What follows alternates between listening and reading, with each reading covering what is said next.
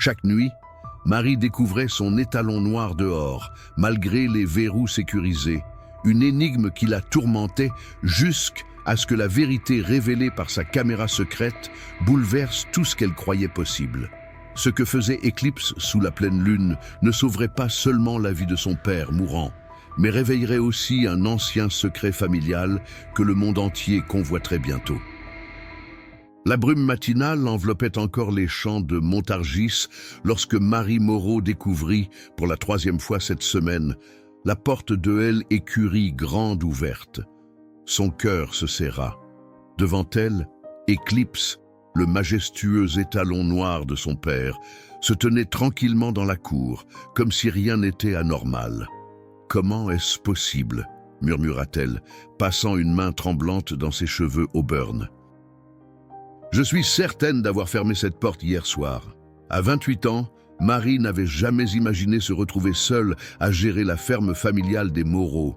Mais depuis que son père, Jacques, était tombé gravement malade 3 mois plus tôt, tout reposait sur ses épaules. Les factures d'hôpital s'accumulaient sur la table de la cuisine, aussi menaçantes que les lettres de la banque qui commençaient à parler de saisie. « Allez, rentre !» dit-elle doucement en guidant Eclipse vers son box. Le cheval la suivit docilement, ses yeux sombres semblant refléter une intelligence troublante. À 17 ans, Eclipse était pratiquement une légende dans la région. Jacques l'avait élevée depuis sa naissance, et le lien entre l'homme et l'animal avait toujours fasciné les habitants du village. Marie referma soigneusement la porte du box, vérifiant 2 fois le loquet. Elle était pourtant certaine de l'avoir fait la veille aussi, et toutes les nuits précédentes où elle avait retrouvé Eclipse dehors. Son téléphone vibra dans la poche de sa salopette usée. C était l'hôpital. « Mademoiselle Moreau, c'est le docteur Laurent. Je vous appelle au sujet de votre père. » Marie sentit sa gorge se nouer. « Comment va-t-il » ? « Son état reste stable, mais nous ne constatons pas l'amélioration espérée. Les traitements conventionnels ne donnent pas les résultats attendus. » Marie s'appuya contre le mur de l'écurie, tentant de maîtriser le tremblement de sa voix. « Et quelles sont les options ? Nous pourrions envisager un traitement expérimental. Mais le médecin hésita. Il n'est pas couvert par l'assurance maladie. Les coûts seraient significatifs. Bien sûr, pensa amèrement Marie. Encore de l'argent qu'elle n'avait pas. « Je comprends, dit-elle finalement. Laissez-moi quelques jours pour réfléchir. » Après avoir raccroché, Marie resta immobile un long moment, le regard perdu sur les champs qui s'étendaient à perte de vue. Ces terres avaient appartenu aux Moreau depuis 5 générations. L'idée de les perdre lui était insupportable. « Bonjour, Marie. » La voix de Gaston Lefebvre la tira de ses pensées. Le voisin sexagénaire s'approchait le long du chemin de terre, sa démarche claudicante, reconnaissable entre mille. « Bonjour, monsieur Lefebvre, » répondit-elle, s'efforçant de sourire. « Encore ce cheval en liberté ce matin, » remarqua-t-il en désignant l'écurie. « C'est la 4e fois que je le vois se promener avant l'aube. » Marie fronça les sourcils. « Vous êtes sûre ?»« Certain, ma petite. » « Ces vieux os ne me laissent pas beaucoup dormir. » Il tapota sa canne. « Tu devrais faire plus attention. Un animal comme ça vaut une petite fortune. Des voleurs pourraient te rôder. » Ou peut-être insinuait-il qu'elle était négligente. Ce ne serait pas la première fois que les anciens du village remettaient en question sa capacité à gérer la ferme en l'absence de son père. « J'ai fermé cette porte, » insista-t-elle. « Comme chaque soir. » « Si tu le dis, » répondit Gaston, visiblement sceptique. « Quoi qu'il en soit, as-tu réfléchi à ma proposition ? Je connais plusieurs acheteurs intéressés par un étalon de cette qualité. Ça t'aiderait à payer les factures d'hôpital de Jacques. » La simple idée de vendre Eclipse donnait la nausée à Marie. Ce cheval n'était pas un simple animal. Il était pratiquement un membre de la famille. « Mon père ne me pardonnerait jamais, » dit-elle fermement. « Ton père voudrait que tu sauves la ferme, » rétorqua Gaston. « Sois raisonnable, Marie. Une fille seule ne peut pas. » Je vous remercie de votre inquiétude, l'interrompit-elle, mais je dois m'occuper des poules maintenant. Elle tourna les talons, refusant de montrer à quel point ses paroles l'avaient blessée. Dans son box, Eclipse s'agita, comme s'il avait senti sa détresse. Ce soir-là, après avoir terminé ses tâches, Marie vérifia 3 fois la porte de l'écurie avant de la verrouiller. Elle resta même un moment à observer Eclipse, qui la regardait avec une intensité presque humaine. « Qu'est-ce que tu fais la nuit, toi ?» murmura-t-elle. « Comment arrives-tu à sortir ?» Le cheval se contenta de renâcler doucement, comme pour garder son secret. De retour dans la vieille maison de pierre, Marie s'effondra sur une chaise de la cuisine. Elle, épuisement pesait sur ses épaules comme une chape de plomb. Mais elle ne pouvait pas se permettre de craquer. Pas maintenant. Pas avec son père à l'hôpital et la ferme qui menaçaient de disparaître. Son regard tomba sur un article de journal local, daté de la semaine précédente. On y parlait d'un cambriolage dans une ferme voisine. Les voleurs avaient emmené 2 chevaux de race. Une idée germa dans son esprit. Si quelqu'un tentait réellement de voler Eclipse, elle devait savoir. Elle devait comprendre ce qui se passait la nuit. Marie se leva brusquement et se dirigea vers un tiroir. Elle en sortit une petite caméra que son père utilisait autrefois pour surveiller les naissances dans l'étable. Elle allait découvrir la vérité, une fois pour toutes. Ce qu'elle ignorait, c'est que la vérité dépasserait ses plus folles imaginations. La nuit était tombée sur la campagne de Montargis, apportant avec elle un silence presque assourdissant. Marie, une lampe frontale sur le front, ajustait la petite caméra dans un angle qui lui permettrait de voir clairement la porte de l'écurie et le box d'Eclipse. Ses doigts tremblaient légèrement, non pas de peur, mais de épuisement. « Voyons voir si tu as des complices », murmura-t-elle en activant l'appareil. Le voyant rouge s'alluma, signalant que l'enregistrement avait commencé. Marie vérifia une dernière fois que l'angle était correct, puis jeta un coup d'œil dans le box. Eclipse la regardait fixement, ses naseaux frémissant légèrement dans la pénombre. « Tu sais ce que je fais, n'est-ce pas ?» Elle caressa son encolure puissante. « Pentu a toujours été trop intelligent pour ton bien. » Le cheval poussa un hennissement léger, presque comme une réponse. Marie sourit malgré elle.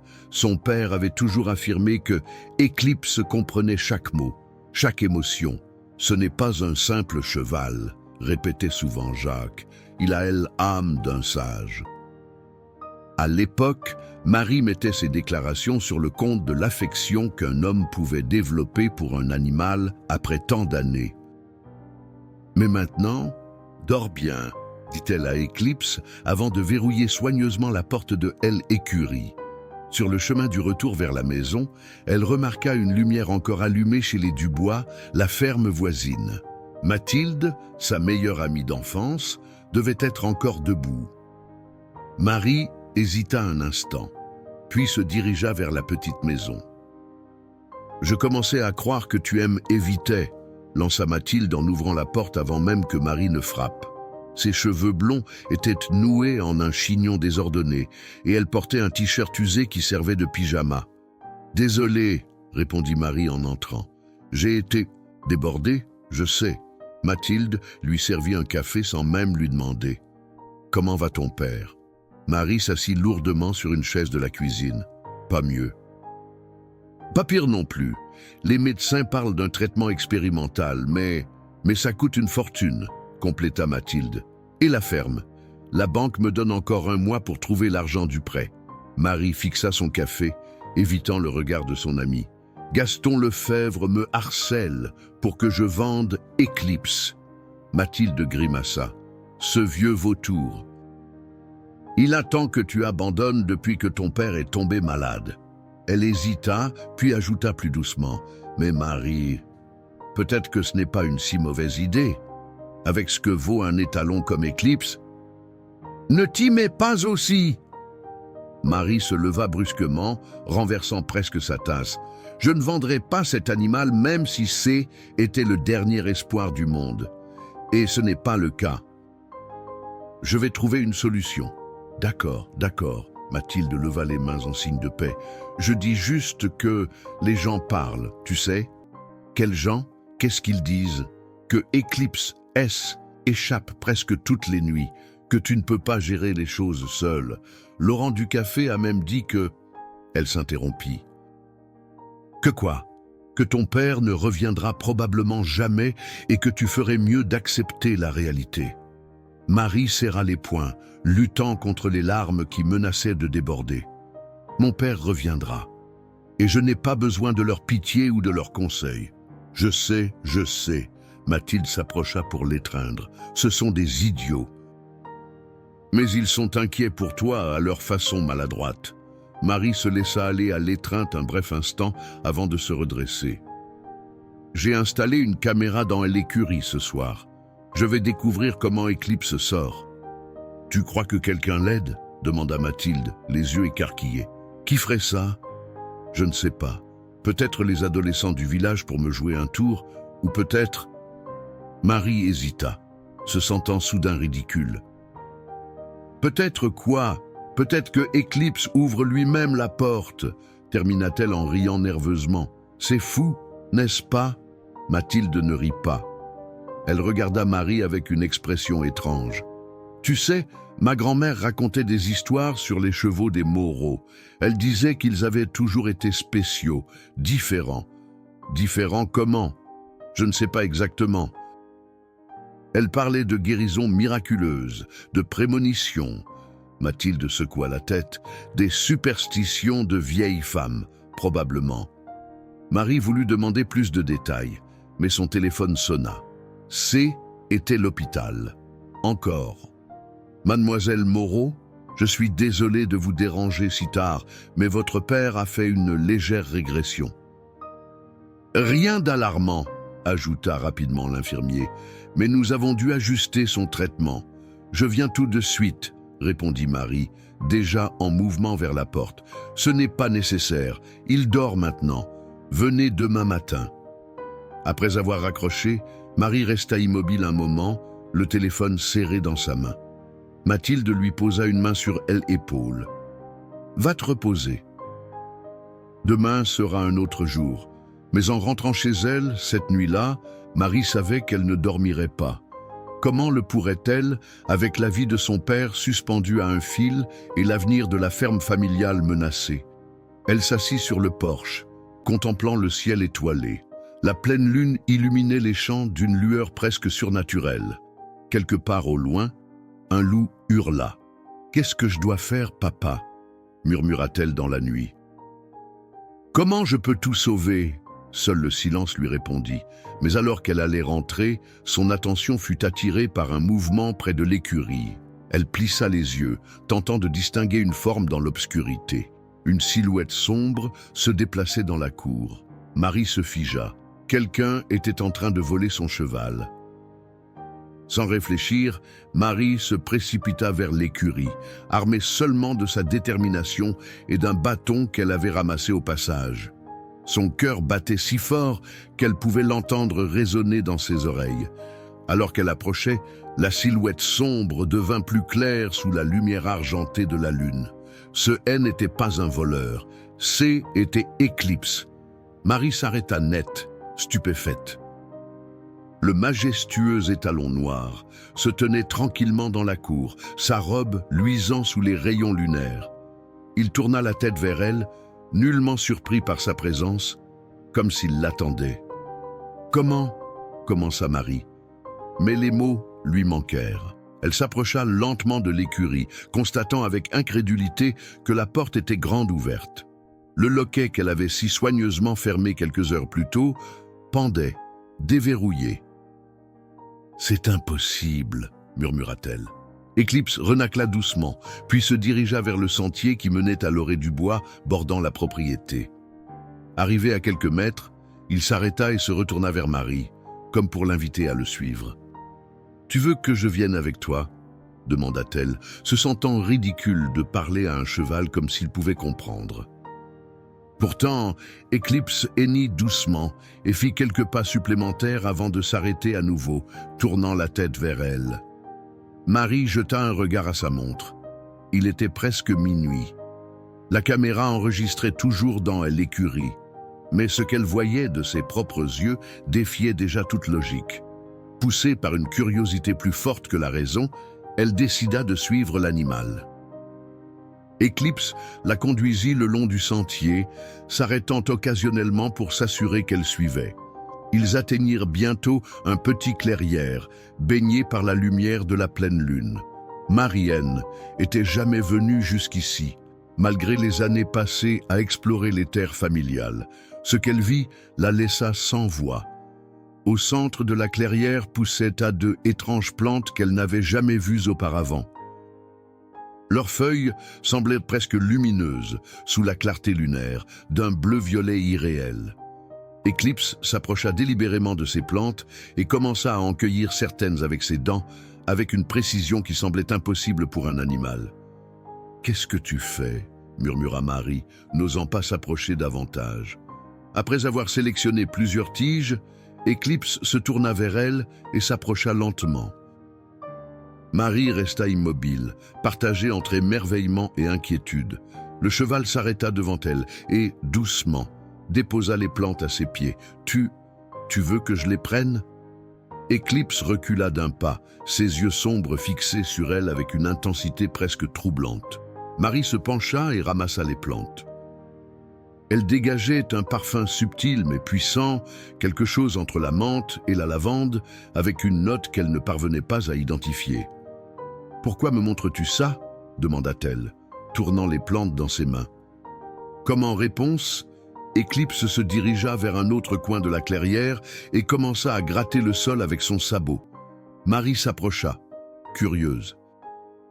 Dans la terre remuée, elle aperçut les restes décomposés d'anciennes plantes similaires, et à côté, une vieille photo à moitié enterrée. Marie la ramassa et l'essuya. Était une photographie jaunie de son père, beaucoup plus jeune, se tenant dans cette même clairière avec Eclipse, alors un poulain. Derrière eux, les mêmes plantes étranges. Au dos de la photo, une écriture qu'elle reconnut comme celle de son père. Artemisia lunaris, ne fleurit qu'à la pleine lune. Remède pour le cœur et l'âme. Un frisson parcourut l'échine de Marie. Son père souffrait d'une maladie cardiaque rare. Les médecins avaient essayé divers traitements, sans succès. Est-ce que c'est pour ça que tu viens ici ?» demanda-t-elle à Eclipse, sa voix tremblante d'émotion. « Tu cherches un remède pour papa ?» Le cheval s'approcha et posa doucement son museau contre sa joue, comme pour essuyer une larme qu'elle n'avait pas senti couler. À cet instant, le téléphone de Marie vibra dans sa poche. Était un message de l'hôpital. État de Monsieur Moreau stable mais préoccupant. Consultez le docteur Laurent dès que possible. Marie regarda les plantes dans sa main, puis Eclipse. « Je ne sais pas si je dois croire à tout ça, » dit-elle doucement, « mais à ce stade, je suis prête à essayer n'importe quoi. » Le lendemain matin, Marie se rendit à l'hôpital avec un thermos contenant une infusion des mystérieuses plantes. Elle avait passé la nuit à rechercher Artemisia lunaris sur Internet, ne trouvant que de vagues références dans d'anciens grimoires de médecine traditionnelle. Selon une source, la plante était considérée comme légendaire, censée ne pousser que sous la pleine lune dans des endroits touchés par la magie. « Bonjour papa », dit-elle en entrant dans la chambre d'hôpital. Jacques Moreau était allongé, pâle et amaigri, des tubes et des moniteurs l'entourant comme une forêt technologique inquiétante. Il ouvrit faiblement les yeux. « Marie. »« Ma petite, j'ai apporté quelque chose pour toi. » Elle sortit le thermos. « Un thé spécial. » Le docteur Laurent, qui consultait le dossier au pied du lit, leva un sourcil. « Mademoiselle Moreau, j'espère que vous n'essayez pas de... » « C'est juste une tisane, » le coupa Marie. « Une recette familiale, ça ne peut pas lui faire de mal. » Le médecin sembla vouloir protester, Mais devant le regard déterminé de Marie, il soupira. « Très bien. Mais en petite quantité et je veux rester présent pendant qu'il la boit. » Marie versa un peu de l'infusion dans une tasse. La liquide avait une couleur bleu-violet inhabituelle et dégageait ce même parfum envoûtant. Elle aida son père à redresser légèrement la tête et approcha la tasse de ses lèvres. Jacques but quelques gorgées, puis ses yeux écarquillèrent. « Cette saveur, où as-tu trouvé ?»« Éclipse me l'a montré, » répondit-elle simplement. Un sourire fragile mais radieux illumina le visage émacié de son père. Alors il continue, il se souvient. « De quoi parles-tu, papa ?» Mais Jacques avait fermé les yeux, le sourire toujours aux lèvres. Le docteur Laurent s'approcha immédiatement, alarmé, mais les moniteurs n'indiquaient aucun changement préoccupant. Au contraire, le rythme cardiaque de Jacques semblait s'être légèrement stabilisé. « C'est intéressant », murmura le médecin. Qu'y avait-il exactement dans cette tisane? Marie hésita. « Une plante qui pousse près de chez nous. Je vous en apporterai un échantillon si vous voulez. » En sortant de l'hôpital 1 heure plus tard, Marie ne savait pas quoi penser. Son père avait semblé plus paisible après avoir bu l'infusion, mais était-ce simplement une coïncidence? Et que voulait-il dire par « il continue » ? Il se souvient? Une chose était certaine, elle devait visionner l'enregistrement de la caméra. Elle devait comprendre exactement comment Éclipse S échappait de L écurie. Et peut-être, juste peut-être, découvrirait-elle pourquoi un cheval semblait déterminé à sauver la vie de son maître. De retour à la ferme, Marie se précipita vers l'écurie, la caméra toujours en place. Ses mains tremblaient légèrement lorsqu'elle retira la carte mémoire. Elle avait besoin de voir, de comprendre, même si une partie d'elle craignait ce qu'elle allait découvrir.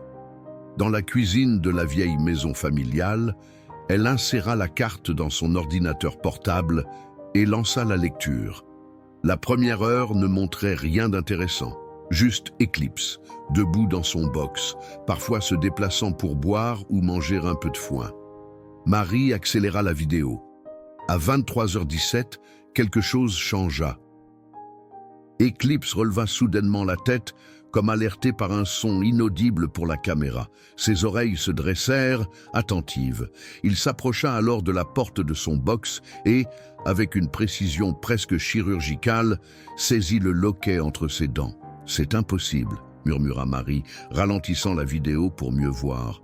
Pourtant, l'évidence était là, sous ses yeux. Éclipse manipulait le mécanisme avec une dextérité surprenante, tirant et poussant jusqu'à ce que le loquet cède. La porte du box s'ouvrit et l'étalon sortit calmement. Il se dirigea ensuite vers la porte principale de L écurie.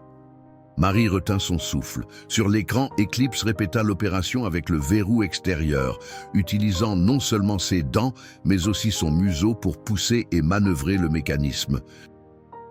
Quelques minutes plus tard, la porte s'ouvrait et le cheval disparaissait dans la nuit. « Seigneur !»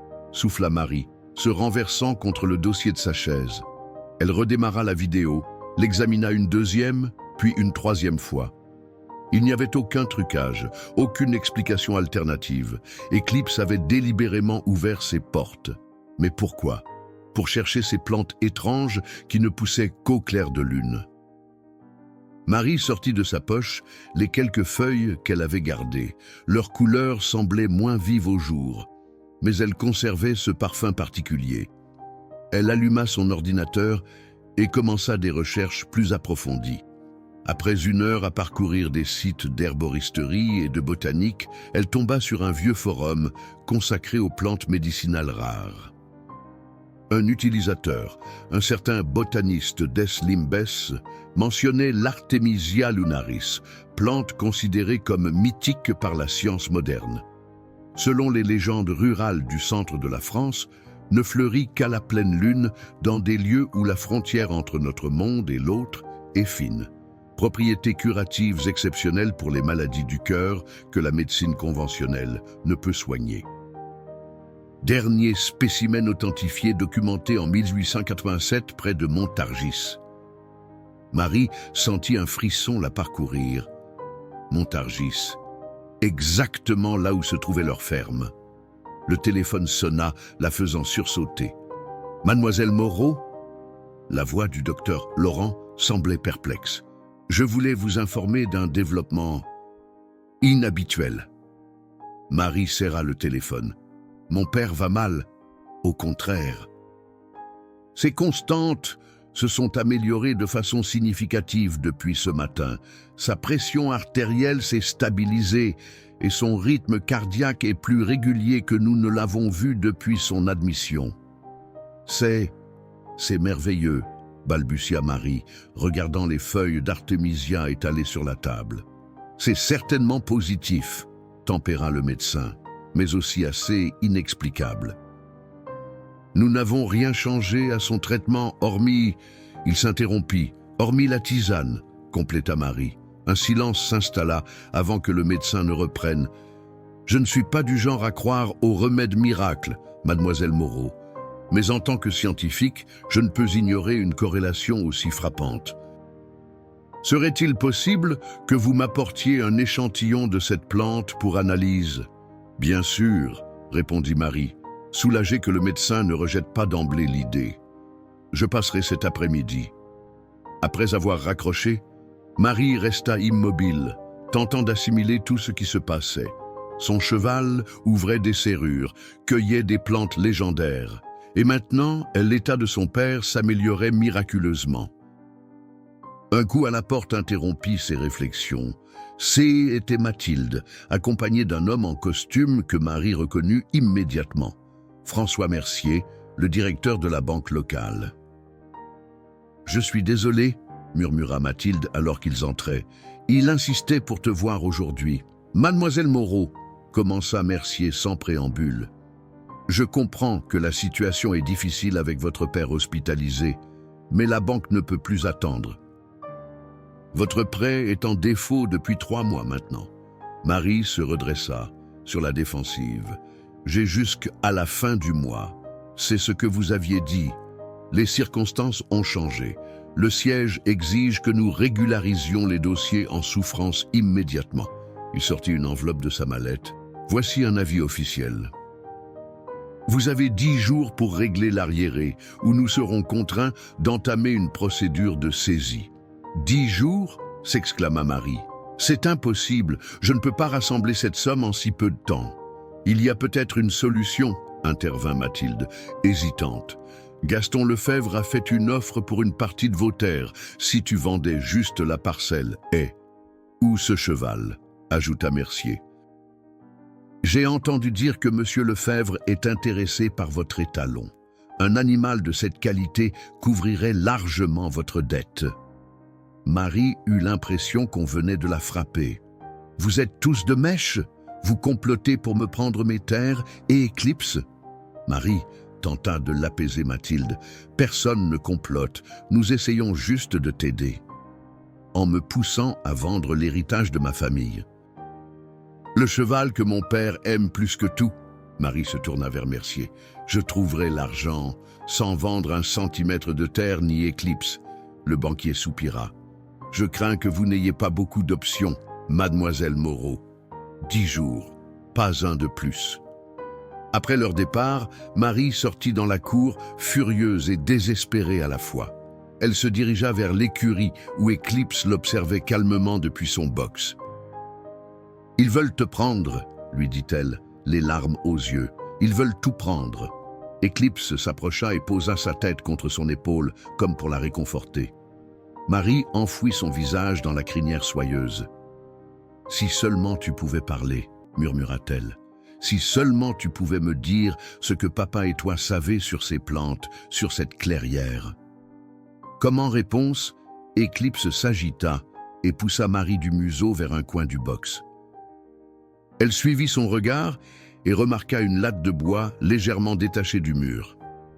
Intriguée, elle s'approcha et tira sur la planche, qui céda facilement. Derrière se trouvait une cavité étroite. Marie y plongea la main et sentit quelque chose. Une boîte en métal, rouillée par les années. Elle la sortit et l'ouvrit avec précaution. À l'intérieur se trouvait un vieux journal relié en cuir. Sur la première page, est l'écriture fine de son père. Journal des observations Artemisia lunaris et ses propriétés, à l'intention de ma fille Marie, quand le temps sera venu. Sous ces mots, une date, 15 juin 1998, le jour exact de la naissance de Éclipse. Marie regarda le cheval, dont les yeux sombres semblaient refléter une sagesse ancienne. « Tu savais » murmura-t-elle. « Oh, tu savais que j'aurais besoin de ça !» Les mains tremblantes, Marie s'installa à la table de la cuisine avec le journal de son père. La couverture en cuir craquelée par les années témoignait des nombreuses fois où il avait été ouvert et refermé. Elle prit une profonde inspiration et commença à lire. Les premières pages décrivaient la découverte de la clairière par Jacques, peu après avoir hérité de la ferme de ses parents. Il y racontait comment, par une nuit de pleine lune, il avait suivi un renard argenté jusqu'à cet endroit caché où poussaient d'étranges plantes bleutées. 3 mai 1991. Lut Marie à voix haute. J'ai préparé une infusion avec les feuilles d'Artemisia lunaris.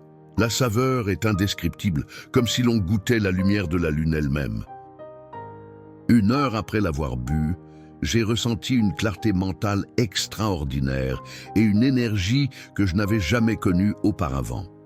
Les palpitations cardiaques qui me tourmentent depuis l'enfance ont totalement disparu pendant près de 3 jours. Marie tourna frénétiquement les pages, son excitation grandissant à chaque nouvelle entrée. 17 juin 1996, j'ai partagé mon secret avec le vieux Marcel Dubois, le père de Mathilde. Son cancer était en phase terminale. Les médecins lui donnaient 2 mois tout au plus.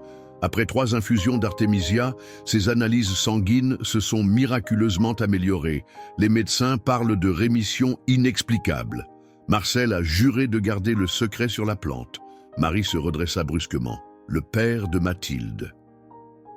Il était mort seulement 2 ans auparavant, à l'âge vénérable de 86 ans, bien des décennies après son diagnostic de cancer terminal.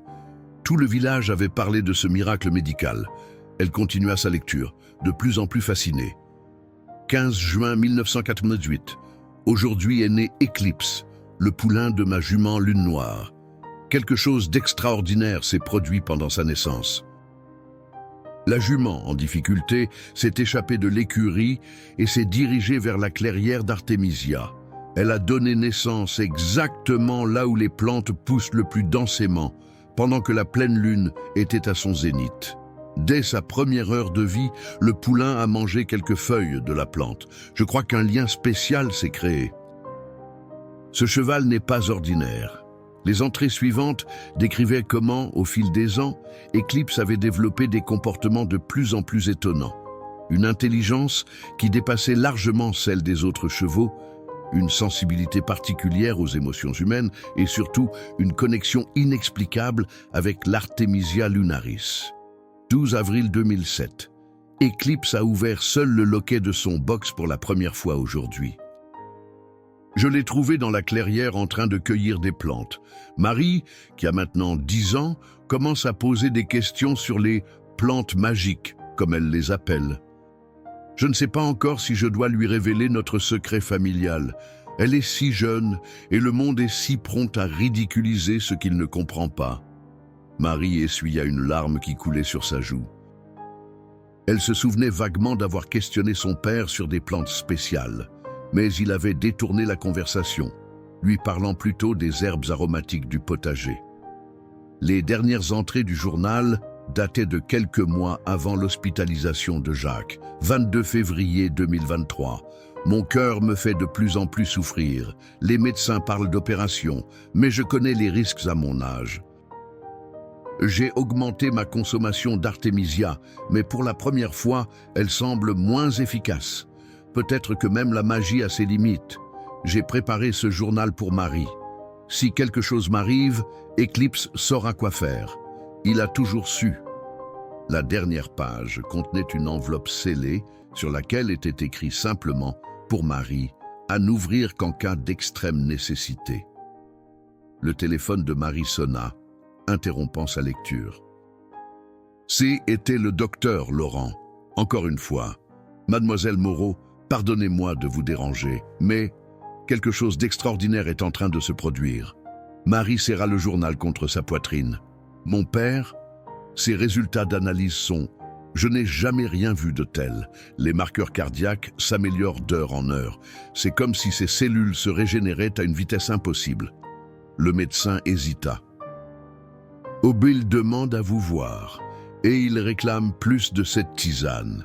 J'arrive tout de suite, répondit Marie, déjà en mouvement. En moins de 30 minutes, elle était au chevet de son père avec un nouveau thermos d'infusion d'artémisia. À sa grande surprise, Jacques était assis dans son lit, ses couleurs revenues, et discutait avec animation avec une infirmière visiblement étonnée. « Marie !» s'exclama-t-il en la voyant. « Ma fille. »« Tu as trouvé le journal, n'est-ce pas ?» Elle hocha la tête, émue de voir cette transformation. « Comment as-tu su ?»« Éclipse, » sourit-il. « Ce vieux compagnon ne m'a jamais laissé tomber. » L'infirmière sortit discrètement, les laissant seuls. Marie versa la tisane violacée dans une tasse et la tendit à son père, qui la but avec une évidente satisfaction. « J'ai tellement de questions, » commença Marie. « Ces plantes, Éclipse, la clairière, les Moreau gardent ce secret depuis 7 générations, » expliqua Jacques, reposant sa tasse. Notre famille s'est installée à Montargis en 1802, fuyant les troubles après la Révolution. Mon ancêtre, Étienne Moreau, était botaniste à la cour royale. Il a découvert l'Artemisia lunaris et a compris ses pouvoirs exceptionnels. Mais pourquoi garder le secret? Une plante avec de telles propriétés médicinales pourrait aider tant de gens. Jacques secoua tristement la tête. Étienne a essayé de partager sa découverte. Il a été accusé de sorcellerie, presque lynché. Était une époque de superstition. Depuis, notre famille protège la clairière et son secret. Il prit la main de sa fille. L'Artemisia ne peut être cultivée ailleurs, Marie. Elle ne pousse que dans cette clairière, et seulement à la pleine lune. Si le monde apprenait son existence, la clairière serait détruite par des gens avides, compléta Marie, comprenant soudain. Comme Gaston Lefebvre. Exactement. La banque, Gaston. Il ne veulent pas juste la ferme, Marie. Quelqu'un a parlé. Quelqu'un sait pour l'Artemisia. Marie se figea. Ah, comment est-ce possible? Marcel Dubois, avant de mourir, a peut-être confié le secret à sa fille. Mathilde. Marie secoua la tête, incrédule. Non, elle ne me trahirait jamais. Peut-être pas intentionnellement, tempéra Jacques, mais les murs ont des oreilles et les secrets finissent toujours par s'échapper. À cet instant, le docteur Laurent entra dans la chambre, tenant un dossier médical. « Ah, Monsieur Moreau, vos derniers résultats sont extraordinaires. À ce rythme, nous pourrions envisager votre sortie d'ici quelques jours. Mais j'aimerais comprendre... » Il regarda la tisane. « Cette plante. J'ai besoin d'en savoir plus. » Marie et son père échangèrent un regard lourd de sens. Le moment était venu de décider, préserver le secret familial ou partager la découverte avec la science moderne. Avant qu'il ne puisse répondre, l'infirmière revint précipitamment. « Mademoiselle Moreau, il y a un homme dans le hall qui insiste pour vous voir. Il dit que c'est urgent. Quelque chose à propos de votre cheval. » Le sang de Marie se glaça dans ses veines. « Qui est-ce » ? « Gaston Lefebvre, » répondit l'infirmière, « et il est accompagné de 2 agents de la police municipale. » Le cœur battant, Marie sortit dans le couloir de l'hôpital. Gaston Lefebvre se tenait là, son habituel sourire suffisant aux lèvres. À ses côtés, 2 agents de police à l'air embarrassé. L'un d'eux, Pierre Renaud, était un ancien camarade de classe de Marie. « Ah, la voilà !» s'exclama Gaston en l'apercevant.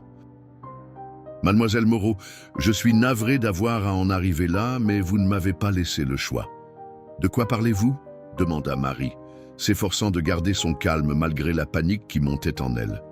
Pierre s'avança, visiblement mal à l'aise. « Marie, nous avons reçu une plainte concernant, des dégâts causés par votre cheval. »« Des dégâts ?» répéta-t-elle, incrédule. « Votre étalon a piétiné mes nouvelles plantations la nuit dernière, » intervint Gaston d'un ton accusateur. « Il a détruit près d'1 hectare de jeunes pousses de blé. Les dommages élèvent à plusieurs milliers d'euros. » Marie sentit la colère remplacer la peur. « C'est ridicule, Eclipse était dans son box cette nuit. »« Vraiment ?» Gaston sortit son téléphone portable et lui montra une vidéo. On y voyait effectivement un cheval noir traverser un champ, écrasant de jeunes pousses vertes sous ses sabots. La vidéo était floue, prise de nuit, mais la silhouette ressemblait indéniablement à celle de Eclipse. « Ce n'est pas possible, » murmura Marie. « J'ai vérifié l'écurie ce matin. Plusieurs témoins l'ont vu, » insista Gaston. « Vous ne contrôlez plus cet animal, mademoiselle Moreau.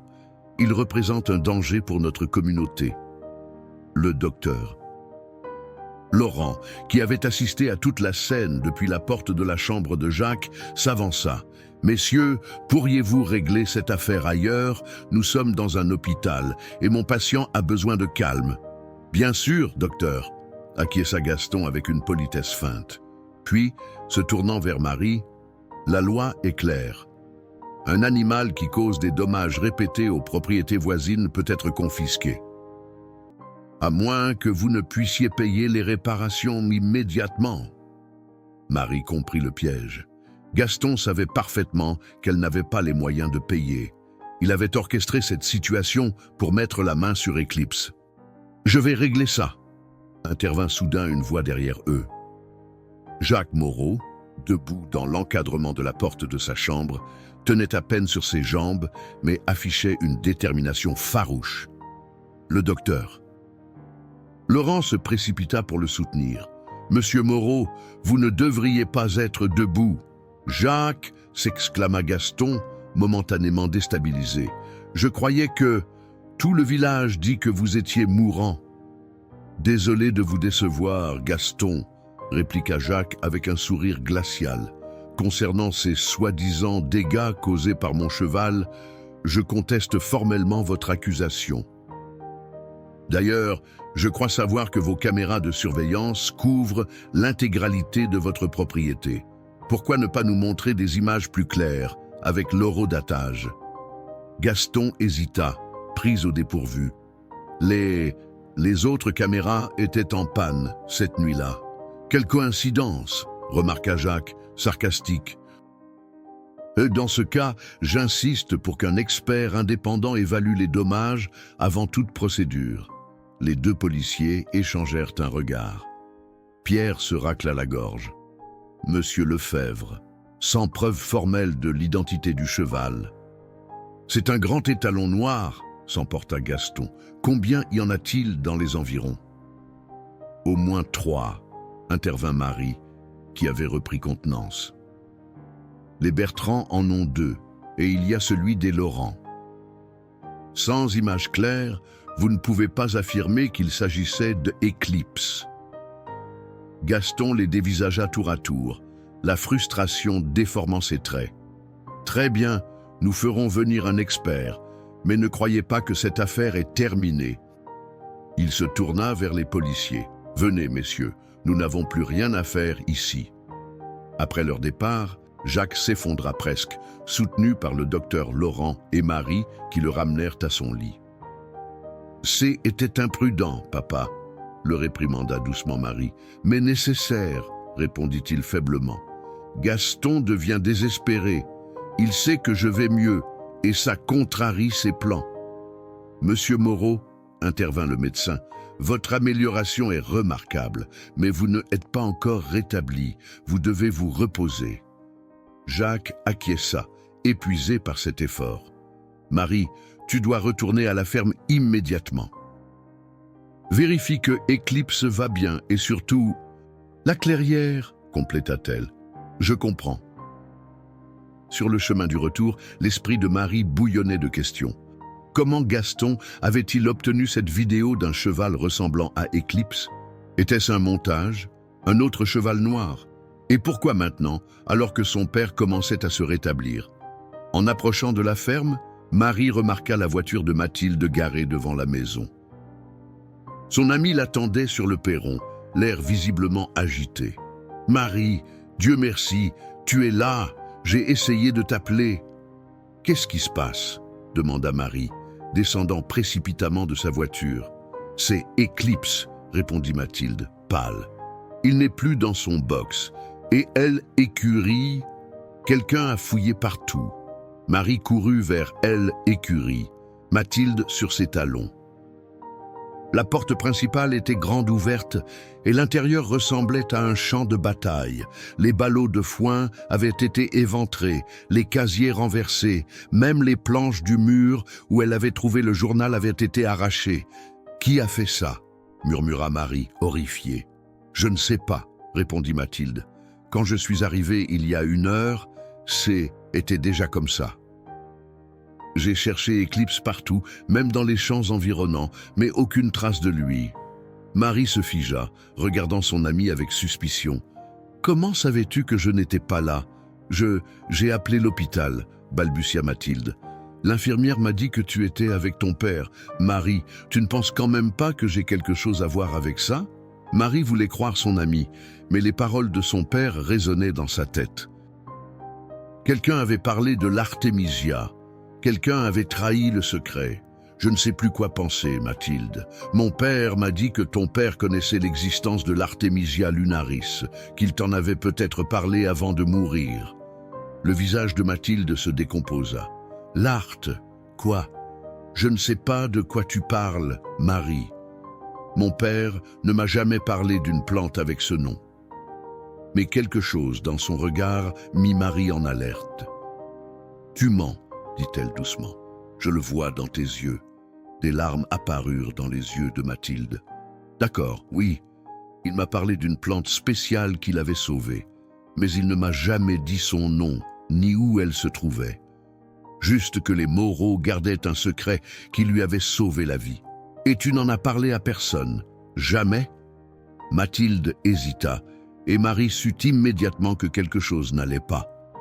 J'en ai peut-être mentionné l'existence à François. Mercier, le banquier. Marie n'en croyait pas ses oreilles. Nous nous fréquentons depuis quelques mois, avoua Mathilde, rougissant. Je ne lui ai pas donné de détails, juste qu'il y avait quelque chose de spécial sur vos terres, une plante rare. Marie se laissa tomber sur une botte de foin, sous le choc. Sa meilleure amie l'avait trahi, peut-être sans le vouloir, mais la trahison était là. « Tu n'as aucune idée de ce que tu as fait, » murmura-t-elle. À cet instant, un hennissement lointain attira leur attention. Marie se redressa, le cœur battant. « Éclipse !» Elle sortit en trompe de aile écurie, suivie par Mathilde. Le son venait de la direction de la forêt, de la clairière secrète. « Marie, attends !» cria Mathilde. « Où vas-tu » Mais Marie courait déjà, guidée par son instinct et sa peur. Si quelqu'un avait découvert la clairière d'Artémisia, si les plantes étaient en danger, son père, Eclipse, tout ce qu'elle aimait, était menacé. Elle ne savait pas encore à quel point ses craintes étaient justifiées, ni ce qu'elle allait découvrir dans la clairière, baignée par la lumière du soleil couchant. Marie s'enfonçait dans les bois, son cœur battant à tout rompre dans sa poitrine. Les branches basses fouettaient son visage, mais elle ne ralentissait pas. Le soleil descendait rapidement vers l'horizon, teintant la forêt d'une lumière dorée qui filtrait entre les arbres centenaires. Derrière elle, elle entendait Mathilde l'appeler, mais elle ne s'arrêta pas. La trahison de son amie, même involontaire, était encore trop fraîche. Un nouveau hennissement retentit, plus proche cette fois, mêlé à des voix humaines. Marie ralentit enfin, avançant avec précaution. À quelques dizaines de mètres de la clairière secrète, elle se tapit derrière un buisson et observa la scène qui se déroulait devant elle. Ce qu'elle vit lui glaça le sang. François Mercier, Le banquier en costume impeccable, malgré l'environnement forestier, dirigeait 3 hommes qui arrachaient méthodiquement les précieuses plantes d'Artemisia lunaris. Leurs gestes étaient brusques, sans aucun respect pour ce trésor naturel. À côté d'eux, des bacs en plastique étaient déjà à moitié remplis de plantes déracinées. Et là, maintenue par 2 cordes attachées à des arbres, se tenait Éclipse.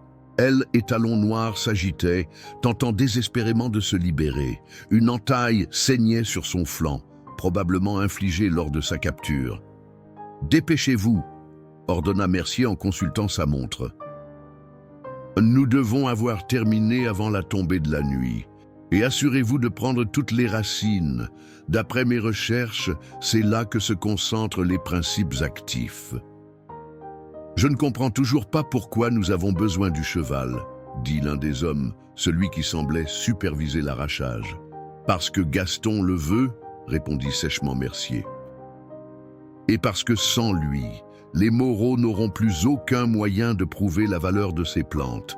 C'est ce cheval qui les a guidés jusqu'ici pendant des années. » Marie sentit une vague de nausée l'envahir. Tout devenait clair maintenant. L'acharnement de Gaston à vouloir acquérir Éclipse, les pressions de la banque, les accusations de dégâts aux cultures, tout faisait partie d'un plan pour s'emparer de l'Artemisia. « Monsieur Mercier !» La voix de Mathilde résonna soudain dans la clairière. Elle avait suivi Marie et déboulait maintenant dans l'espace dégagé, les yeux écarquillés d'horreur. « Qu'est-ce que vous faites ?» Le banquier se tourna vers elle, d'abord surpris, puis son visage se détendit en un sourire froid. « Ah, Mathilde, parfait timing. Viens voir par toi-même ce que tu m'as aidé à découvrir. »« Je ne vous ai rien dit de tout ça, » protesta-t-elle. « Je vous ai juste parlé d'une plante rare. Et était suffisant pour commencer mes recherches, » compléta Mercier. Les archives de la banque conservent des documents sur toutes les propriétés locales depuis 2 siècles. J'ai trouvé des références cryptées à une plante de lune sur les terres des Moreau. Le reste était une question de patience et d'observation. Marie, toujours cachée, vit avec effroi que les hommes avaient déjà détruit près de la moitié de la clairière. Si elle ne faisait rien, l'Artemisia lunaris disparaîtrait à jamais, et avec elle, l'espoir de guérison complète pour son père. Elle sortit silencieusement son téléphone et composa le numéro de la gendarmerie. « J'intrusion et vol sur la propriété Moreau », chuchota-t-elle dès qu'on décrocha. « Forêt de la vieille Chênaie, près du ruisseau des Saules. Qu'est-ce que vous comptez faire avec ces plantes ?» demandait Mathilde, gagnant inconsciemment du temps pour Marie. « La question serait plutôt « qu'est-ce que nous ne pourrions pas faire ?» répondit Mercier avec enthousiasme. « Une plante capable de guérir des maladies que la médecine moderne considère comme incurables ? Les possibilités sont infinies. Les laboratoires pharmaceutiques paieront des millions pour l'étudier. Mais elle ne pousse qu'ici, » intervint Marie, sortant enfin de sa cachette. « Vous ne pourrez jamais la cultiver ailleurs. » Tous les regards se tournèrent vers elle. Éclipse hennit avec force, redoublant d'efforts pour se libérer. « Marie Moreau, » sourit Mercier, nullement surpris. « J'espérais presque que vous viendriez. Cela m'évite d'avoir à vous chercher. Vous êtes sur ma propriété, » déclara-t-elle fermement, avançant dans la clairière. « Vous détruisez un écosystème fragile et vous avez blessé mon cheval. La gendarmerie est en route. » Le sourire de Mercier s'effaça. « Retenez-la » ordonna-t-il à 2 de ses hommes. Marie recula, mais elle était prise au piège. Les hommes s'avancèrent vers elle, menaçant. « François, arrêtez !» cria Mathilde, se plaçant entre eux et Marie. « Vous avez perdu l'esprit. C'est un crime ce que vous faites. »« C'est des affaires, ma chère, » rétorqua Mercier. « Et une opportunité comme celle-ci ne se présente qu'une fois dans une vie. » Soudain, un craquement sourd résonna dans la clairière. L'une des cordes qui retenait Éclipse venait de céder sous la tension. Le cheval, libéré d'un côté, pivota avec une puissance stupéfiante, entraînant l'autre corde qui s'arracha de l'arbre. Ce qui suivit se déroula comme au ralenti pour Marie. Éclipse, désormais libre, se cabra majestueusement ses sabots avant battant l'air comme des armes. Les hommes de Mercier reculèrent, effrayés par cette masse de muscles déchaînés. Elle, étalon, retomba au sol et fonça droit vers Marie et Mathilde, les séparant des agresseurs. « Mon Dieu !» souffla Mathilde. Stupéfaite, Éclipse se plaça devant les deux femmes, tête baissée, prête à charger quiconque s'approcherait. Ses naseaux soufflaient avec force, et son regard intelligent semblait évaluer chaque menace potentielle. « Ce n'est qu'un cheval ?» dit Mercier, retrouvant son assurance. « Attrapez-le !» Mais au moment où l'un des hommes fit un pas en avant, un nouveau hennissement retentit depuis la lisière du bois.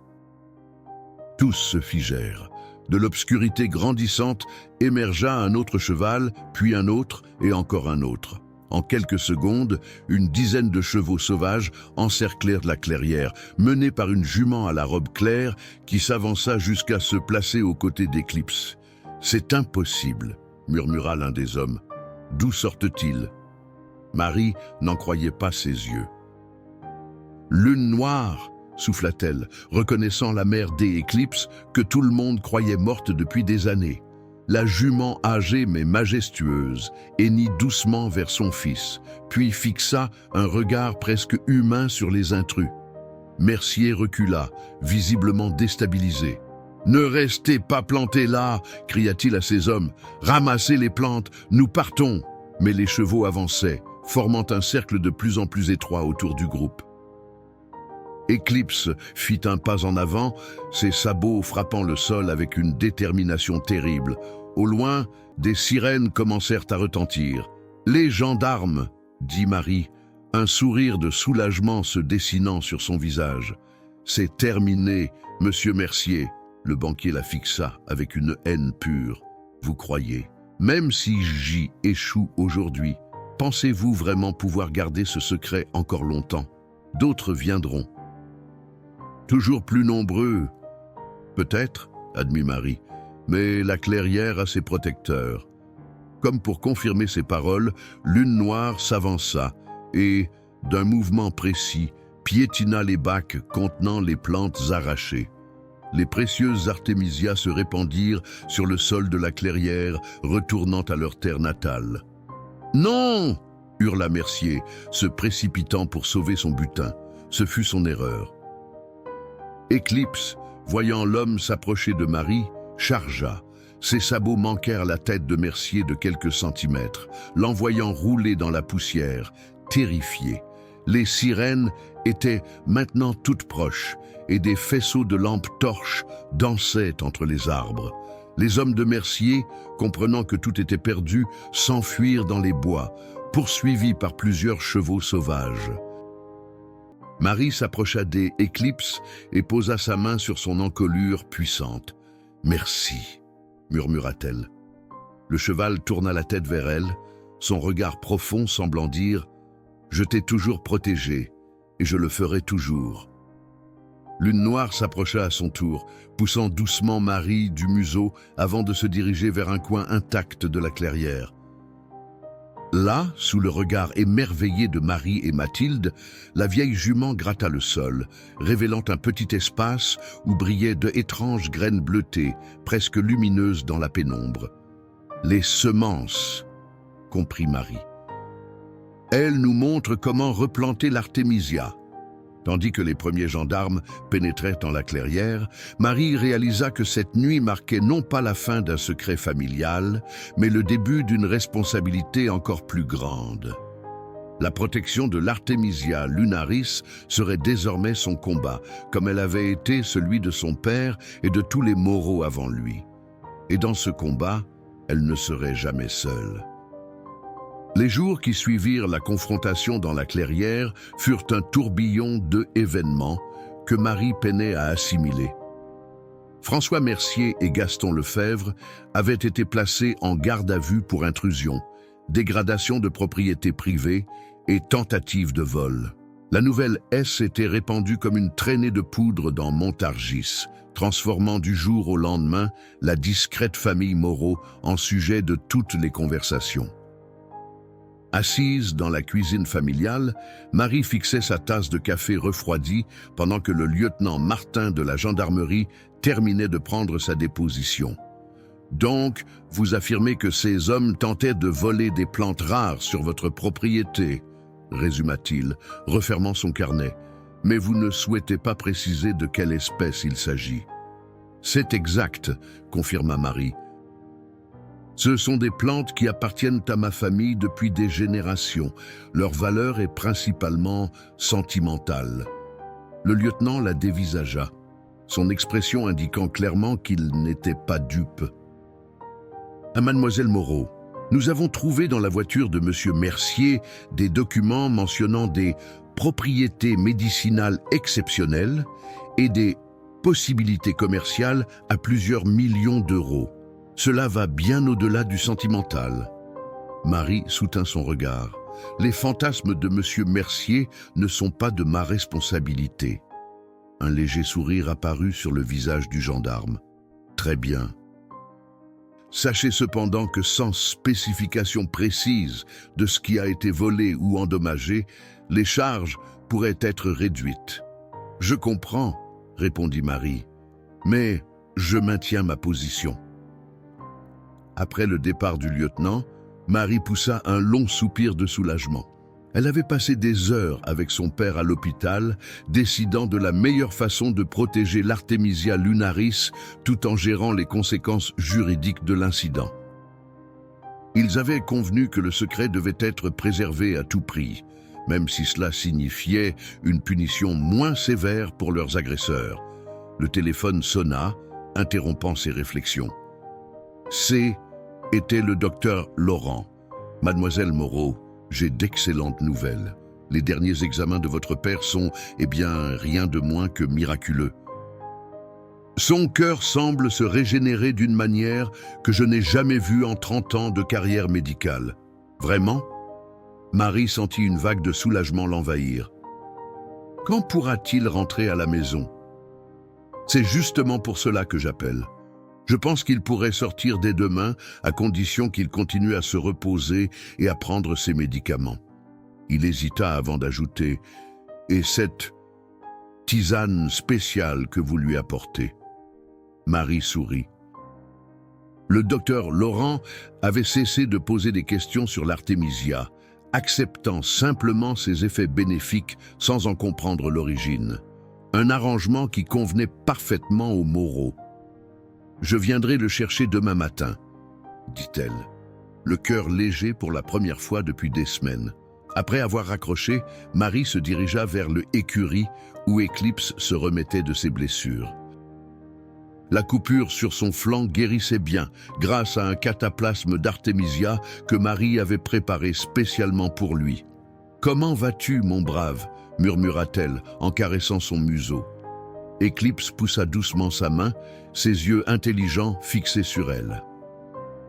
Depuis la nuit de la confrontation, un lien encore plus profond semblait s'être formé entre eux, comme si des années de secrets partagés les avaient finalement réunis dans une compréhension mutuelle. Un bruit de pas derrière elle la fit se retourner.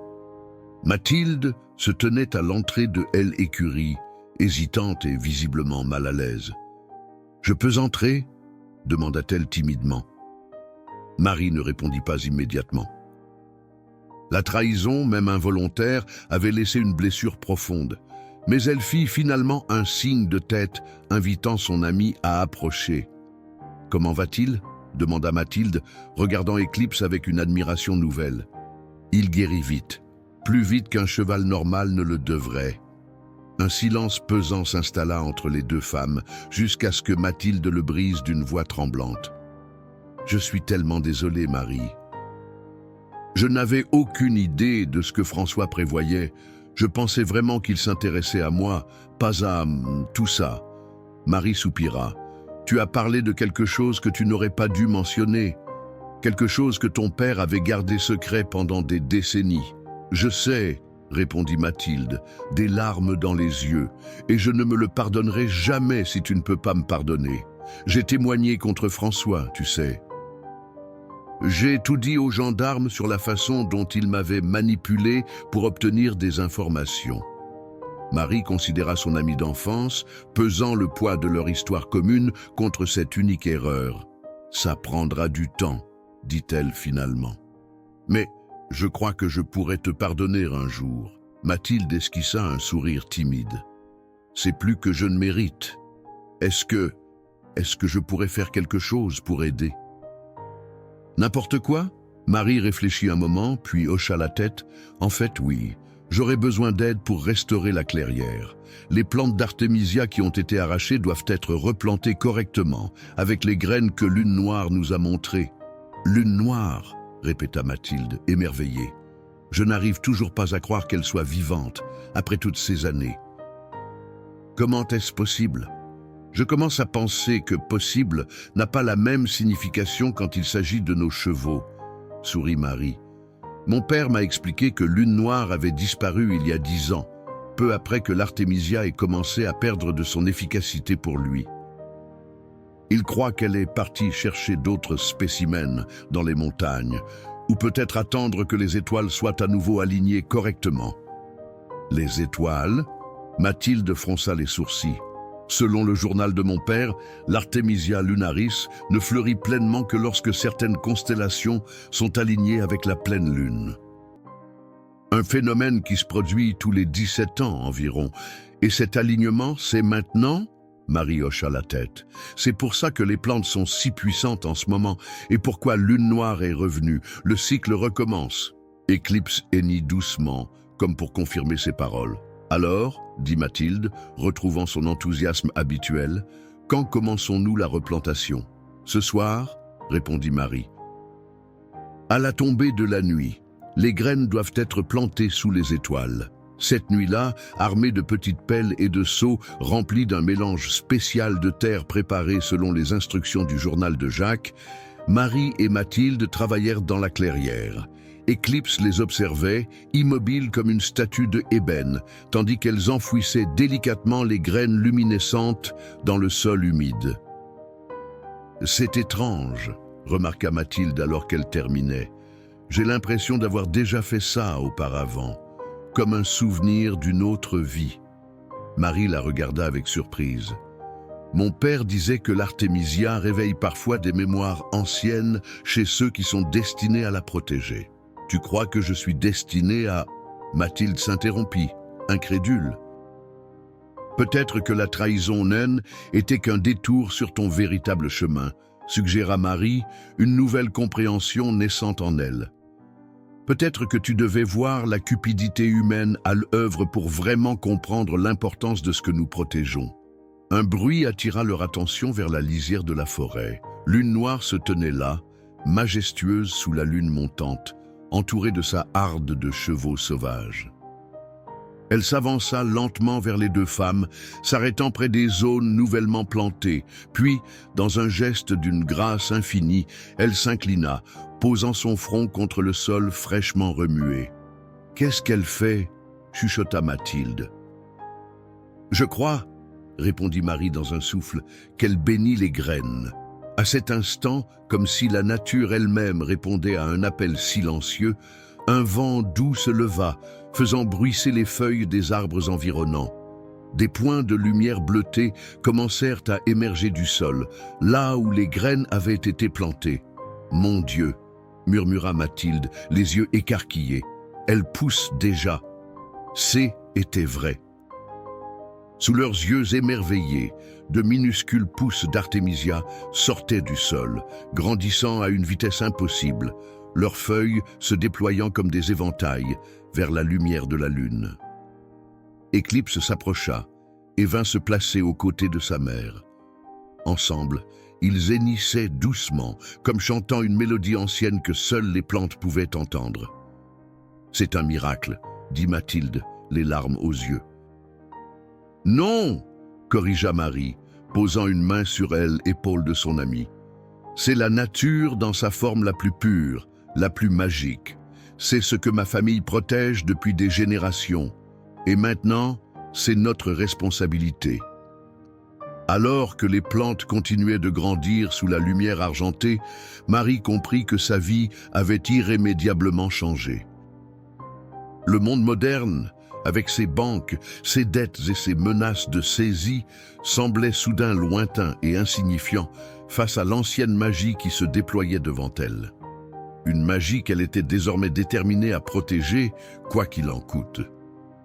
Une semaine s'était écoulée depuis la nuit miraculeuse dans la clairière. Le printemps s'installait pleinement sur Montargis, apportant avec lui une douceur qui semblait presque magique après les épreuves des derniers mois. Marie se tenait sur le perron de la maison familiale, un bouquet de fleurs fraîches à la main, scrutant la route qui menait à la ferme. « Il devrait déjà être là, dit-elle, vérifiant sa montre pour la 10e fois en 5 minutes. À côté d'elle, Mathilde sourit avec indulgence. Le docteur... Laurent a probablement des dernières recommandations à lui donner. Ton père n'est pas du genre patient. Comme pour lui donner raison, une voiture apparut au tournant, soulevant un léger nuage de poussière sur le chemin de terre. Marie reconnut immédiatement la petite Citroën de leur voisin, Monsieur Bertrand, qui avait proposé d'aller chercher Jacques à l'hôpital. « Il est là !» s'exclama-t-elle, descendant précipitamment les marches. La voiture s'arrêta dans la cour et la portière s'ouvrit sur Jacques Moreau. Marie eut du mal à retenir ses larmes en voyant son père se tenir debout, droit et fier. Ses joues avaient repris des couleurs, et même si une certaine fragilité transparaissait encore dans ses mouvements, il n'avait plus rien du mourant qu'il était quelques semaines plus tôt. « Papa !» Marie se jeta dans ses bras, prenant garde à ne pas le serrer trop fort. « Ma petite Marie !» sourit Jacques, l'embrassant sur le front. « Comme c'est bon d'être enfin rentré !» Monsieur Bertrand sortit un petit sac de voyage du coffre et le déposa près d'eux. « Voilà, Jacques, tout est là. » Il salua les jeunes femmes d'un hochement de tête. « Je vous laisse en famille. Si vous avez besoin de quoi que ce soit, n'hésitez pas. » Après son départ, Jacques prit une profonde inspiration, contemplant sa ferme avec des yeux brillants d'émotion. « Je croyais ne jamais revoir cet endroit, » murmura-t-il. « Ne dis pas ça, » le réprimanda doucement Marie. « Tu es là maintenant et c'est tout ce qui compte. » Ils entrèrent dans la maison où Mathilde avait préparé un repas de bienvenue. L'odeur de poulet rôti et de pommes de terre emplissait la cuisine d'une chaleur réconfortante. Mais avant même de s'asseoir, Jacques se tourna vers sa fille. « Je dois le voir, » dit-il simplement. Marie sourit, comprenant immédiatement. « Il t'attend. Il sait que tu rentres aujourd'hui. » Ils se dirigèrent vers l'écurie, Jacques marchant lentement mais déterminé. Dès qu'ils ouvrirent la porte, un hennissement joyeux retentit. Éclipse, impatient, s'agitait dans son box, ses yeux fixés sur Jacques. « Mon vieil ami » murmura Jacques en s'approchant. Elle, étalon noir, tendit son museau, touchant délicatement le visage de son maître comme pour s'assurer qu'il était bien réel. « Oui, c'est bien moi. Je suis revenu grâce à toi. » Marie observait leurs retrouvailles, émue par cette complicité qui transcendait les barrières entre l'homme et l'animal. Éclipse avait toujours été spécial, mais ces dernières semaines avaient révélé à quel point il était extraordinaire. « Ils ont arrêté de me poser des questions, tu sais, » dit Jacques en caressant l'encolure puissante du cheval. « Les médecins. Au début, ils voulaient savoir ce qu'il y avait dans cette tisane miraculeuse.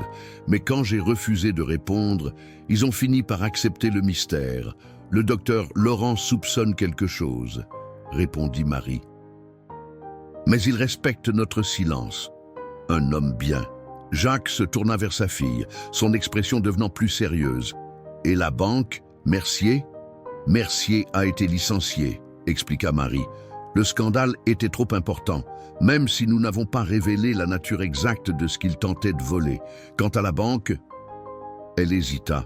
« Ils ont envoyé un nouveau directeur. Ils souhaitent nous rencontrer demain. » Jacques hocha la tête, pensif. « Et la clairière ? Elle renaît, » intervint Mathilde, qui les avait rejoints discrètement. Les plans que nous avons mis en terre grandissent à une vitesse incroyable. Dans quelques jours, il ne restera plus aucune trace des dégâts. Lune noire veille sur eux, ajouta Marie. Elle et sa harde reviennent chaque nuit. Jacques sourit, une lueur de fierté dans les yeux. Tu as bien agi, Marie. Tu as protégé notre héritage, même sans connaître toute son histoire. Je voudrais la connaître maintenant, dit-elle doucement. Toute l'histoire. Plus de secrets entre nous. Plus de secrets, confirma Jacques. Ce soir, je te raconterai tout ce que mon père m'a transmis et son père avant lui. Éclipse hennit doucement, comme pour approuver cette décision. Le lendemain matin, Marie et Jacques se préparèrent pour leur rendez-vous à la banque. Était la première sortie officielle de Jacques depuis son retour, et malgré ses protestations, Marie insista pour qu'il utilise une canne. « Je ne suis pas un invalide », grommela-t-il en montant dans la voiture. « Non, mais tu es un homme qui sort tout juste d'une maladie grave », répondit-elle fermement. « Alors, tu vas te comporter raisonnablement. » La soirée précédente avait été intense en émotions. Jacques avait tenu parole, racontant à Marie l'histoire complète de l'Artemisia lunaris et de son lien avec leur famille, comment Étienne Moreau avait découvert la plante grâce à une vieille femme mystérieuse qui vivait en marge du village, comment elle lui avait enseigné les rituels de plantation et de récolte, comment les chevaux des Moreau avaient toujours été liés à ce secret, servant de gardien et de guide à travers les générations. La plante choisit ses gardiens, avait expliqué Jacques, pas seulement les humains, mais aussi les animaux. C'est pourquoi Éclipse est si spécial. C'est pourquoi Lune Noire est revenue maintenant. Et les visiteurs, avait demandé Marie, se rappelant une mention énigmatique dans le journal. Jacques avait souri mystérieusement. Parfois, durant les nuits de pleine lune, quand les étoiles sont parfaitement alignées, ceux qui ont été guéris par l'Artemisia reviennent à la clairière. Pas physiquement, mais autrement. Tu verras par toi-même le moment venu. À la banque, ils furent accueillis par Philippe Dubois, le nouveau directeur. Était un homme d'une 50aine d'années, aux cheveux poivre et sel et au regard direct mais bienveillant. Monsieur et mademoiselle Moreau, les salua-t-il en leur serrant la main. Merci d'être venus. Je suis sincèrement navré pour les désagréments causés par mon prédécesseur. Des désagréments ? Répéta Jacques avec un sourire ironique. C'est une façon polie de décrire une tentative de vol et d'extorsion. Philippe Dubois eut au moins la décence de paraître embarrassé. Le comportement de M. Mercier était inqualifiable et ne reflète en rien la politique de notre établissement. C'est précisément pour cette raison que j'ai souhaité vous rencontrer personnellement. Il sortit un dossier de son tiroir et le posa sur le bureau. J'ai examiné votre situation financière en détail. Les arriérés sur votre prêt sont préoccupants, mais pas insurmontables. Marie se tendit, attendant la sentence qui suivrait inévitablement. J'ai donc pris la décision, poursuivit Dubois, de vous proposer un rééchelonnement complet de votre dette avec un taux d'intérêt réduit et un délai de grâce de 6 mois avant la reprise des remboursements. Jacques et Marie échangèrent un regard stupéfait. Et qu'est-ce que la banque gagne dans cet arrangement inhabituellement généreux ? Demanda Jacques, méfiant. Dubois referma le dossier et croisa les mains sur le bureau. Monsieur Moreau, je suis né à Montargis. Ma grand-mère, Élise Dubois, était très malade quand j'y étais enfant. Les médecins l'avaient condamnée. Et puis un jour, miraculeusement, elle a commencé à aller mieux. Elle a vécu jusqu'à 97 ans. Un silence lourd de sens s'installa dans le bureau.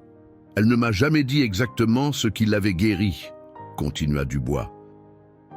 Juste qu'elle avait une dette envers la famille Moreau qu'elle ne pourrait jamais rembourser. Quand j'ai appris ce qui s'était passé avec Mercier et que j'ai vu votre dossier, j'ai compris. Vous savez, murmura Marie. Je ne sais rien de précis, répondit-il doucement, et je ne veux rien savoir. Ce qui pousse sur vos terres vous appartient, et vous seul décidez comment l'utiliser. Il poussa vers eux un document. Voici la proposition de rééchelonnement. Prenez le temps de la lire attentivement avant de signer. » Sur le chemin du retour, Jacques restait silencieux, perdu dans ses pensées. « À quoi penses-tu » demanda finalement Marie. « À la façon dont tout s'interconnecte, » répondit-il. « Élise Dubois, je me souviens maintenant, mon père l'avait aidé dans les années 60 et aujourd'hui, son petit-fils nous aide à son tour. » Il se tourna vers Marie.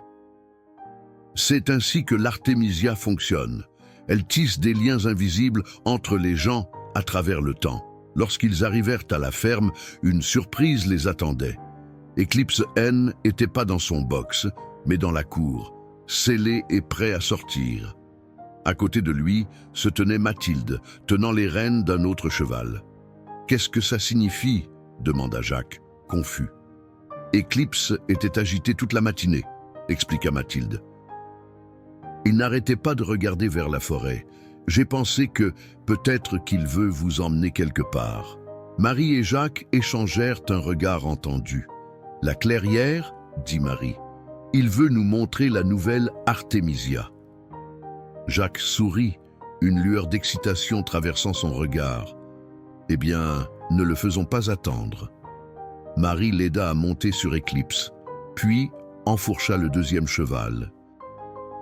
Ensemble, ils se dirigèrent vers la forêt, guidés par l'étalon noir qui semblait savoir exactement où aller, comme s'il répondait à un appel que seul lui pouvait entendre. Ce qu'ils découvriraient dans la clairière dépasserait tout ce que Marie avait pu imaginer jusqu'alors, même dans ses rêves les plus fantastiques. La forêt semblait différente ce jour-là, comme si elle s'était éveillée d'un long sommeil. Les rayons du soleil filtraient à travers les feuilles, créant des motifs dansants sur le sol couvert de mousse. Marie remarqua que même les oiseaux chantaient différemment, leur mélodie plus complexe, presque cérémoniale. Eclipse avançait d'un pas assuré, choisissant son chemin avec une précision qui suggérait une connaissance intime de chaque pierre, chaque racine.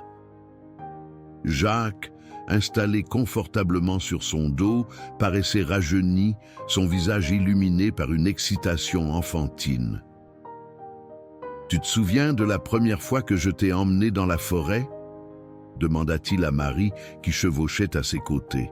« J'avais 6 ans, sourit-elle. Tu m'avais mise devant toi sur la selle de Eclipse, qui n'était alors qu'un jeune cheval. J'avais tellement peur qu'il nous fasse tomber. Et pourtant, il n'a jamais fait un faux pas, compléta Jacques. Il était déjà spécial à l'époque, comme s'il savait qu'il portait 2 générations de gardiens. Plus il s'approchait de la clairière, plus Marie percevait un changement dans l'atmosphère. L'air semblait plus dense, chargé d'une énergie palpable qui faisait frissonner sa peau. Une odeur subtile et envoûtante flottait dans la brise, l'Artémisia lunaris, mais plus intense qu'elle ne l'avait jamais senti. « Tu le sens » murmura Jacques, inspirant profondément. La plante est à son apogée. Lorsqu'ils atteignirent enfin la lisière de la clairière, Marie retint son souffle, stupéfaite par le spectacle qui s'offrait à ses yeux. La petite étendue qu'elle connaissait était métamorphosée. L'Artémisia lunaris avait non seulement repoussé aux endroits où Mathilde et elle avaient planté les graines, mais était étendue bien au-delà, couvrant presque entièrement le sol de la clairière. Les plantes, hautes et vigoureuses, ondulaient doucement sous la brise, leurs feuilles d'un bleu-violet intense captant la lumière du soleil et la transformant en un halo presque surnaturel. Mais ce N n'était pas tout. Au centre de la clairière, là où aucune plante ne poussait auparavant, une structure étrange avait émergé du sol. Un cercle parfait de pierres lisses, semblables à du marbre blanc, mais qui semblait luire d'une lumière intérieure. « Le cercle des étoiles », souffla Jacques, les yeux écarquillés. « Je pensais que ce N était qu'une légende. »« Qu'est-ce que c'est » demanda Marie, incapable de détacher son regard de cette formation mystérieuse. Selon le journal de mon grand-père, le cercle des étoiles n'apparaît que tous les 50 ans quand l'alignement des astres est parfait. C'est là que les visiteurs se manifestent, Éclipse s'avança vers le cercle sans hésitation, suivi par le cheval de Marie. Au même moment, un mouvement attira leur attention à la périphérie de la clairière. Lune noire émergea des arbres, majestueuse et sereine, suivie par sa harde. Mais cette fois, d'autres animaux les accompagnaient, des cerfs au bois imposant, des renards à la fourrure flamboyante, même quelques loups qui, étrangement, semblaient en parfaite harmonie avec les autres créatures. « C'est impossible, » murmura Marie. « Dans cette clairière, ma fille, les lois ordinaires de la nature sont suspendues, » répondit Jacques, en descendant prudemment de Éclipse. « Regarde. » Il désigna le sol autour du cercle de pierre. Des empreintes apparaissaient dans la terre humide, empreintes de sabots, de pattes, mais aussi de pieds humains qui semblaient se matérialiser de nulle part avant de disparaître à nouveau. Ce sont les traces de tous ceux qui ont été guéris par l'Artémisia à travers les siècles, expliqua Jacques. Leurs esprits reviennent ici, attirés par la force vitale de la plante quand elle atteint son plein potentiel. Comme pour confirmer ces paroles, l'air au centre du cercle commença à miroiter, comme la surface d'un étang troublé par une pierre. Des silhouettes translucides se formèrent, des hommes et des femmes vêtus de costumes de époques différentes, certains très anciens, d'autres plus modernes. Ils n'étaient pas tout à fait solides, mais pas complètement immatériels non plus, comme des souvenirs qui auraient pris forme. « Les gardiens passés », murmura Jacques avec révérence, « et ceux qu'ils ont sauvés. » Marie mit pied à terre, fascinée et intimidée à la fois. Une des silhouettes se tourna vers elle, une femme âgée dont les traits lui rappelaient étrangement ceux de Mathilde. « C'est Élise Dubois, » dit Jacques. La grand-mère du nouveau directeur de la banque. La silhouette d'Élise inclina légèrement la tête vers Marie, un sourire bienveillant illuminant son visage éthéré. Puis, elle se tourna vers Jacques et fit une révérence respectueuse. D'autres formes s'approchèrent, certaines s'inclinant devant Jacques, d'autres touchant délicatement les plants d'Artémisia, comme pour puiser une dernière fois dans leur énergie vitale. Éclipse s'avança alors au centre du cercle, hennissant doucement.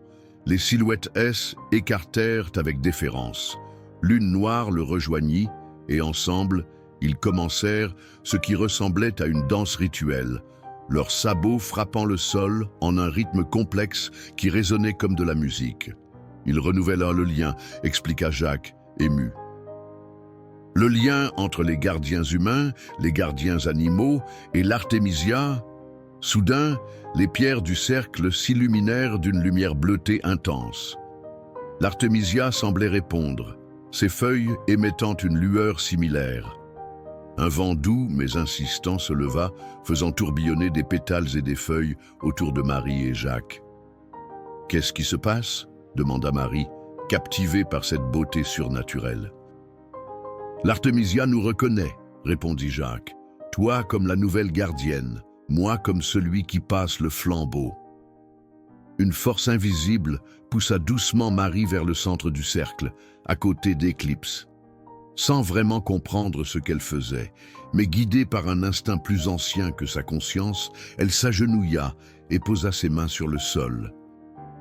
Sous ses paumes, elle sentit un battement comme un cœur gigantesque, le cœur même de la terre. « Marie Moreau » murmura une voix qui semblait venir de partout et de nulle part à la fois. « Acceptes-tu de devenir la gardienne de l'Artémisia Lunaris, de protéger son secret et sa magie comme l'ont fait tes ancêtres avant toi ?» Marie leva les yeux, cherchant l'origine de la voix, mais ne vit que les silhouettes qui l'entouraient, attendant sa réponse. « J'accepte, » dit-elle d'une voix claire et ferme. À ces mots, une vague d'énergie sembla jaillir du sol, traversant son corps comme une décharge électrique bienveillante. Les plants d'Artémisia s'illuminèrent encore plus intensément et pendant un instant fugace, Marie eut l'impression de percevoir le monde entier. Chaque brin d'herbe, chaque goutte de rosée, chaque battement de cœur des créatures de la forêt. Puis, aussi soudainement qu'elle était apparue, la lumière s'estompa. Les silhouettes se dissipèrent progressivement. retournant au royaume des souvenirs d'où elles étaient venues. Seul resta le cercle de pierre, désormais incrusté dans le sol, comme si elles y avaient toujours été. Marie se releva étourdie, mais étrangement revigorée. Elle se sentait différente, comme si une partie d'elle-même qu'elle n'avait jamais connue venait de s'éveiller.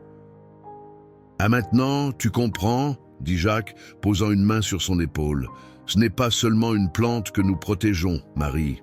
C'est un pont entre les mondes, une mémoire vivante de tout ce qui a été et pourrait être. » Éclipse s'approcha d'elle, posant son museau contre sa joue.